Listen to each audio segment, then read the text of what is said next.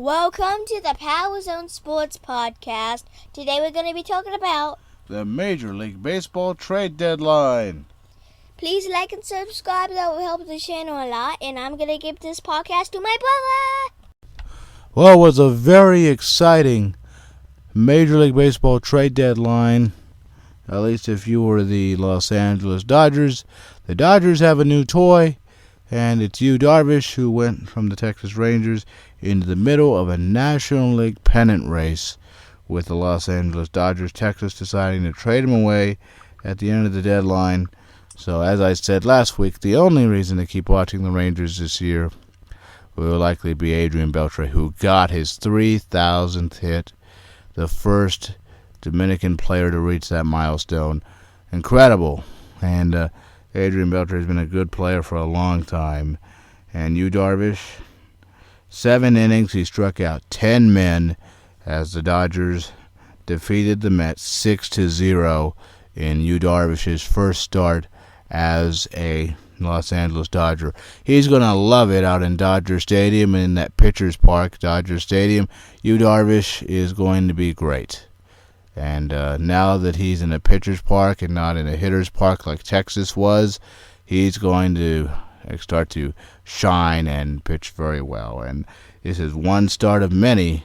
I still think the Dodgers are going to meet up with the Cubs in the postseason, and that series instantly becomes must-watch television. Absolutely. So I'm excited about that. And it's kind of crazy how, the Dodgers made the splashy move, but the Cubs, who were close to mediocrity for much of the year, decided to stay put, and they traded for Justin Wilson, the reliever from Detroit, and they got the catcher from Detroit, Alex Avila. So the Cubs have a catcher now to finally replace Miguel Montero, who got himself traded away to Toronto with those comments where he ripped the Cubs pitching staff for allowing 7 stolen bases against the Nationals. But so the Cubs made the move. They upgraded their pen, and they've got a backstop catcher. The Cubs are back, and the Cubs and the Nationals. I really feel like whenever the Nationals and Cubs play, that we're watching an October preview in August. So the rest of the year will be very exciting to see how these divisions play out. Will these moves pan out? It's very exciting this time of year. And the Nationals end up beating the Cubs 4-2. Kyle Hendricks was roughed up, and the Nationals beat the Cubs 4-2 on Friday.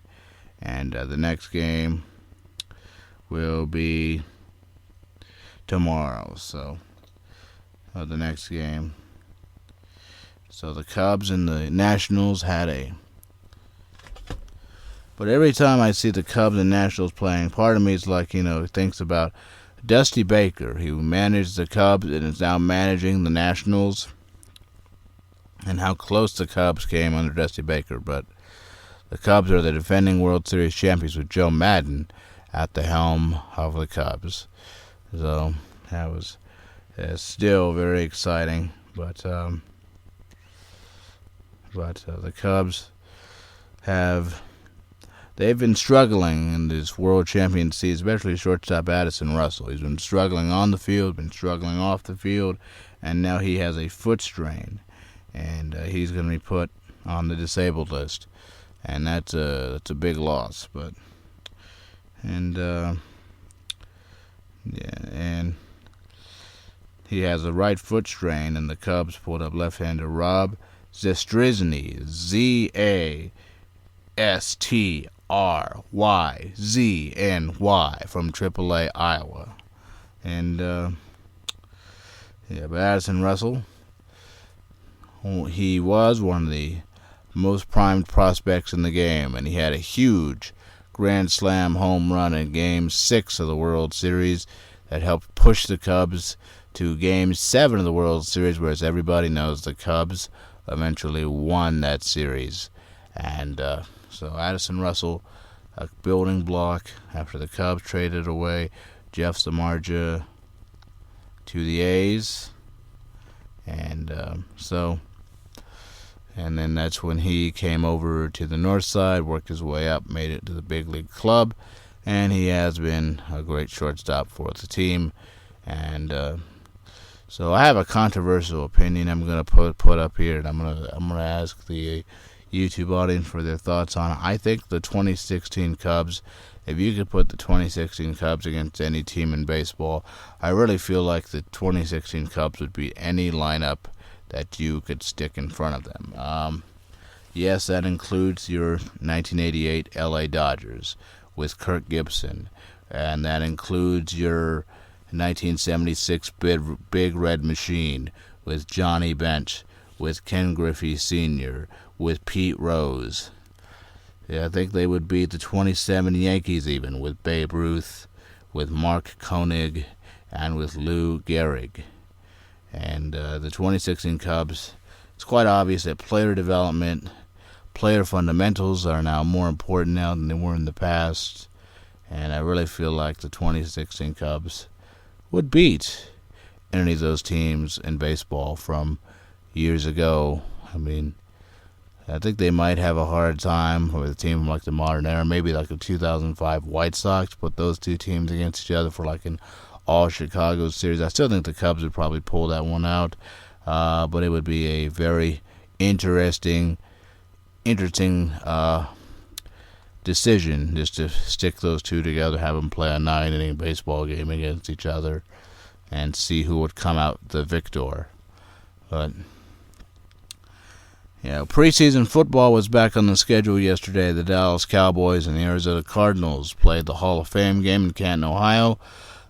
We saw the Hall of Famers like Kurt Warner, like Jerry Jones, get inducted into the Hall of Fame. Terrell Davis of the Denver Broncos, running back, who was on the two Super Bowl teams that John Elway finally got over the hump and finally won back-to-back Super Bowls. He's finally in the Hall of Fame. It's always a great time of year. It's right after the Baseball Hall of Fame. The NFL has their Hall of Famers meet up for the Pro Football Hall of Fame and the Hall of Fame game. And the story of Kurt Warner, a guy who goes from the Iowa Barnstormers of the Arena Football League to Super Bowl MVP of the Super Bowl 34, where the Rams defeated the Tennessee Titans as Kevin Dyson came up 1 yard shy of the goal line, tackled by Mike Jones, preventing what would have probably been the first overtime Super Bowl in history, which didn't happen until the Super Bowl that was played this year, and where the Falcons and the Patriots met up, and the Patriots overcame that huge deficit to win in overtime and win their 5th Super Bowl championship. And so, I love the NFL. I do. I love football. I think football is a great sport, but I also love baseball. I think baseball is great in its own right. And that's what I think. I think I like them both equally. Do you have a favorite sport out there? Let me know what you think. And let me know. I know there's probably a bunch of football fans who probably hate baseball. It's just a personal preference at the end of the day, right? And, so talking more about sports games from 2005 that I really enjoyed. I tell you what, the best baseball game that I've played of all time that I will still enjoy playing is All-Star Baseball 2005 for the Xbox, playable on the Xbox 360 as well.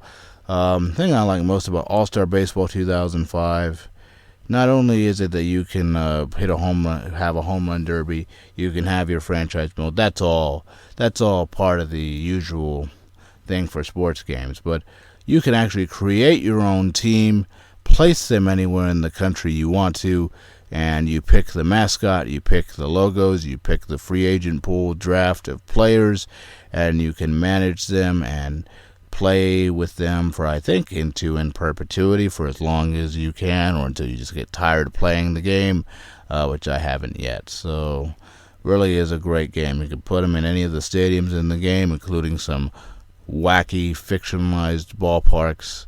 And All-Star Baseball 2005 may be my favorite game of all time. And it still is a treasure even today. That Acclaim produced back in 2004. I remember my team, the Hawaii Fury, that played in a dome called the Laco Dome, where it was a turf field with a roof on it, and there was a waterfall out in center field, which was actually in play. And like Derek Jeter says, forget about the weird bounces. What about the soggy baseballs? Which is a very, very true statement.